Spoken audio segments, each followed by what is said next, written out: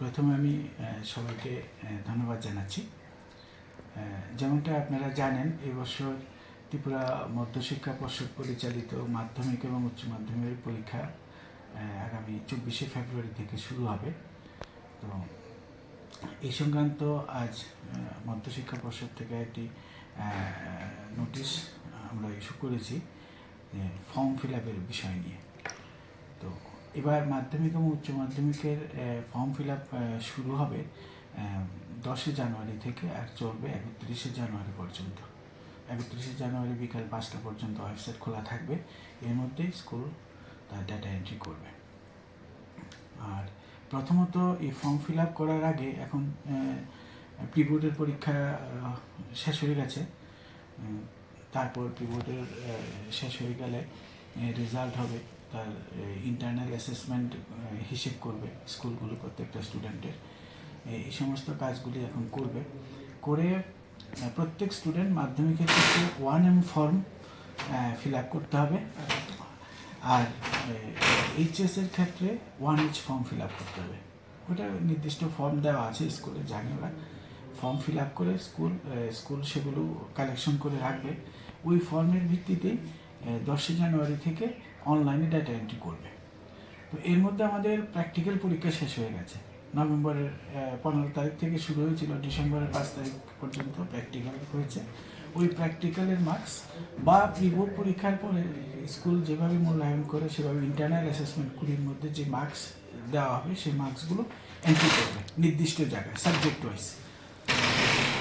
এই কাজগুলো খুব সতর্কতার সঙ্গে করতে হবে। মানে আমি সবাইকে, সমস্ত বিদ্যালয় প্রধান বা স্কুল যারা এই বোর্ডের কাজে দায়িত্বপ্রাপ্ত সবাইকে বলবো এই কাজটা যেন খুব একটু সিনসিয়ারলি কাজটা করে, একটু মনোযোগ সহকারে কাজটা করে। কারণ ইন্টারনাল মার্কস এন্ট্রি করতে গিয়ে অনেক সময় ভুলভ্রান্তি হয়, দেখা গেছে। পরবর্তী সময় এগুলো চেঞ্জ করা প্রায় অসম্ভব হয়ে যায় একবার এন্ট্রি করে নিলে। তো এক্ষেত্রে একটু যদি আমরা সিনসিয়ারিটি মেনটেন করে যদি আমরা কাজটা করি তাহলে এই ভুলগুলো হয় না। আর এবার আরেকটা নতুন সংযোজন আমরা করেছি, যদি কোনো স্টুডেন্ট ইন্টারনাল বা প্র্যাকটিক্যালি অ্যাবসেন্ট থাকে, এবার ক্যাপিটাল লেটারে এ দিতে পারবে, এ দিতে হবে। যদি অ্যাবসেন্ট থাকে তাহলে ক্যাপিটাল এ দেবে, অ্যাবসেন্ট ফর অ্যাবসেন্ট ক্যান্ডিডেটস এ দেবে। আর বাকিদের জন্য মার্কস যেভাবে আছে এভাবে দিতে পারবে, 0 দিতে পারবে, 1 দিতে পারবে, বা ইন্টারনাল অ্যাসেসমেন্টে 20 পর্যন্ত, বা প্র্যাকটিক্যালে আছে 1 থেকে 30-এর মধ্যে দিতে হয়, বা ভোকেশনাল আছে মিউজিক, কম্পিউটার, এগুলো 1 থেকে 70-এর মধ্যে দিতে হয়, এগুলো দিতে পারবে। তো এভাবে করে ফর্ম ফিল আপগুলো করতে থাকবে স্কুল। তো ফর্ম ফিল আপগুলো যখনই একটা স্কুলের ফর্ম ফিল আপ কমপ্লিট হবে, যতজন স্টুডেন্ট আছে সবার ডাটা এন্ট্রি কমপ্লিট হয়ে গেলে তারপর স্কুল কর্তৃপক্ষ সে ভেরিফিকেশানগুলো ডাউনলোড করবে। ডাউনলোড করার পর সেগুলো ভালোভাবে চেক করবে। তারপরে হেডমাস্টার মশাই সেটাতে সাইন করবেন। সাইন করার পরে এই সমস্ত ভেরিফিকেশান রিপোর্টগুলো সঙ্গে একটা ফরওয়ার্ডিং লেটার দিয়ে বোর্ডে জমা দিতে হবে।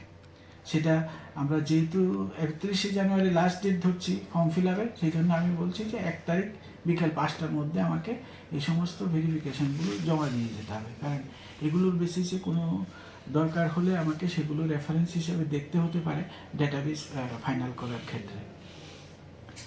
তারপর এই ফাইনাল সাবমিশন হয়ে গেলে, মানে ডাটা এন্ট্রি হয়ে গেলে, এরপর কিন্তু স্কুল কর্তৃপক্ষের আর কোনো অনুরোধ রাখা সম্ভব হবে না যে ইন্টারনাল মার্কস দিতে ভুলে গেছি, বা ইন্টারনাল মার্কস এত হওয়ার কথা ছিল এই দিয়েছি।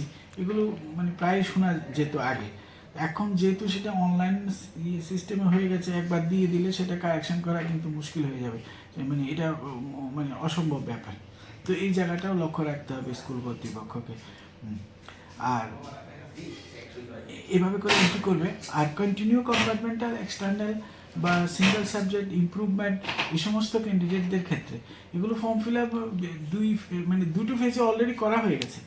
তারপরেও বলছি, যাদের এখনও বাকি আছে তারা যেন অতি অবশ্যই 15 জানুয়ারির মধ্যে এই continue compartmental, external, single subject improvement যা যা বাকি আছে এগুলো যেন করে ফেলে। অফলাইন মোডে যেগুলো হয় 15 জানুয়ারি, এগুলো 2-3বার করে ডেট চলে গেছে। তো আবারও আমি আবার বলছি 15 জানুয়ারির মধ্যে করে দিতে। কিন্তু এরপর আসলে আর আমার পক্ষে অসম্ভব হয়ে যাবে। পুরো কাজটা আবার মানে এমন কাজগুলো এমন হয় যে এখন যদি আমি আবার নতুন করে কিছু করতে হয় আমাকে আবার শূন্য থেকে শুরু করতে হবে। তো এটা তো সবসময় মানে সম্ভব হয় না, এটা হবে না। তো এই জন্য বলছি যদি আরও কিছু বাকি থাকে, এখনও বাকি থাকে, আমি বারবার বলছি 15 জানুয়ারির মধ্যে কিন্তু নিয়ে আসতে হবে আমার কাছে, যে কন্টিনিউ কম্পার্টমেন্টালি। তো এই ছিল ব্যাপারগুলো ফর্ম ফিল আপ সংক্রান্ত। কিন্তু সবচেয়ে মানে মানে আশ্চর্যের বিষয়, আমি এখনও এনরোলমেন্ট পাচ্ছি, এখনও এক্সটার্নাল রেজিস্ট্রেশন মানে আজকেও এসছে যে এনরোলমেন্ট করতে ভুলে গেছি স্যার 4টা করে। সে এখন মানে এই বছর পরীক্ষা দেবে মানে তার এনরোলমেন্ট কিন্তু হয়েছে 2023-এর সে অগাস্ট মাসে, জুলাই আগস্ট মাসে। দেখুন যে 2 বছর আগে থেকে শুরু হয়েছে এই প্রসেস। মানে এখনো ক্যান্ডিডেট আছে একটা স্কুল, আজকে সকালবেলা 4জন ক্যান্ডিডেট এনরোলমেন্টই করেন। তো এখন মানে ওনারা প্রবলেম নিয়ে আসছে, এখন আমাকে মানে অ্যাড্রেস তো করতে হচ্ছে, কিন্তু আমি কতদিন করতে পারবো? আমার মানে এটা প্রসেস তো যে কোনো জায়গায় শেষ করতে হবে, নাহলে আমি পরের ধাপে যাবো কী করে? তো এই জন্য বলছি মানে এই যে এনরোলমেন্ট রেজিস্ট্রেশনের ব্যাপারটা এখনও যদি বাকি থাকে আজকে কালকের মধ্যে এসে যেন করে যায়, এরপর কিন্তু আমি সময় থাকবে না, এরপর আমি মানে আমার কাছে কিছু করার থাকবে না। এগুলো মানে এই ব্যাপারগুলো আমি সমস্ত স্কুল বিদ্যালয় প্রধান শিক্ষকদের কাছে আমি অনুরোধ করব, আপনারা ঠিকঠাকভাবে খোঁজ খবর নিয়ে মানে আর মানে পরে আর আসবেন না, আজকে কালকের মধ্যে আপনারা এই ব্যাপারগুলো সর্ট আউট করতে চেষ্টা করুন। ফর্ম ফিল আপ তো শুরু হচ্ছে 10 জানুয়ারি থেকে 31 জানুয়ারি, এর মধ্যেই করতে হবে ফর্ম ফিল আপ। অনেকটা সময় দেওয়া হচ্ছে এবার, যাতে আর পরবর্তী সময় না আসতে হয়। Thank you.